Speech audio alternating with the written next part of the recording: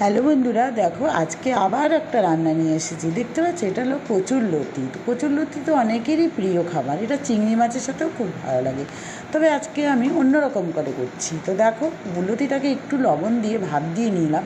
এবার কড়াইতে একটু কালো জিরে, শুকনো লঙ্কা আর একটা রসুন কোয়া ফোড়ন দিয়ে নিচ্ছি।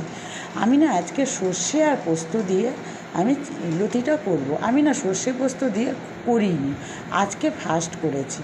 তো দেখো, আমি কচুরলতিটা এর মধ্যে দিয়ে দিয়েছি। স্বাদ মতো লবণ দিলাম, একটু হলুদ দিলাম আর লঙ্কার গুঁড়ো দিলাম।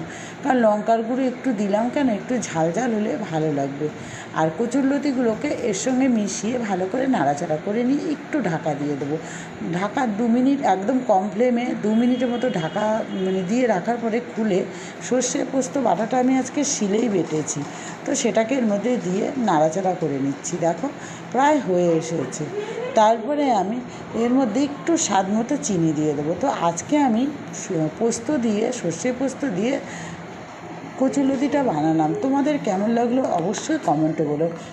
ভিডিওটা খুব বেশি বড় হলো না, ছোটোই হলো। তো আবার দেখা হবে নেক্সট ভিডিও। তো এখন আমি এটা নামিয়ে নেব।